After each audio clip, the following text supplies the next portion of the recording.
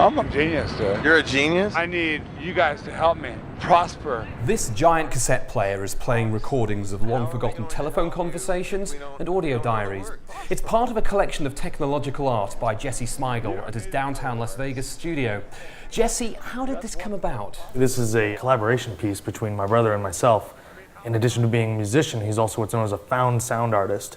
He digs through thrift store bins of used cassettes. So what are your favorite bits? One good one is a phone conversation of two LA socialites that are discussing their hatred for a specific hamburger joint. Oh, no, I don't like that bitter charcoal. Their hamburgers are so bitter, it's like eating gall. I said to him, if I'd known you're going here, I wouldn't come. There must be some very personal stuff as well. It's a tape letter sent from a kid to his love interest from band camp. I have some pretty strange dreams about riding horses.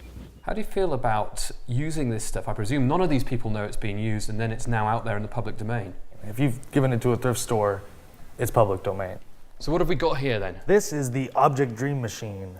Basically, it's going to allow us to see the dreams of this depressed brick, while we also get to hear... A depressed brick? A depressed brick, yeah. Right, okay. So he's listening to something here, right? Sure, yeah. There's a sleep hypnosis tape that's going to pump him up. So I can actually have a look at what he's doing here? Oh, yeah.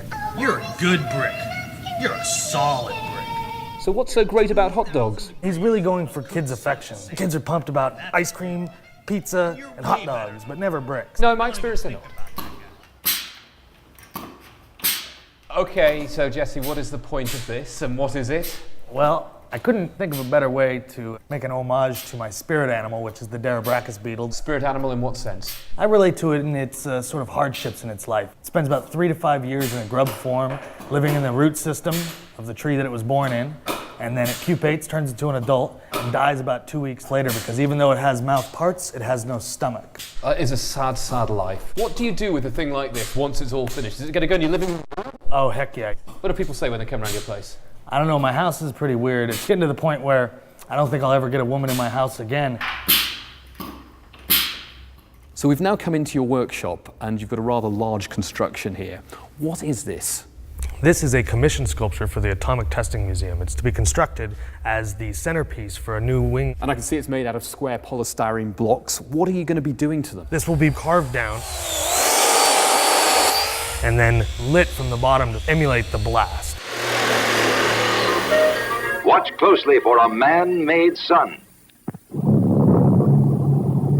In the 50s and 60s, Vegas was where we had all the test explosions, and you could actually see the atomic blasts. We had an alarm set up downtown. You were supposed to duck and cover and sit underneath your desk, but a lot of people would stand out in the streets and watch the explosion. Wow, so this is the result of 1 week's work? Indeed. And you're happy with it? There was a few things that could have went better, but you have 1 week.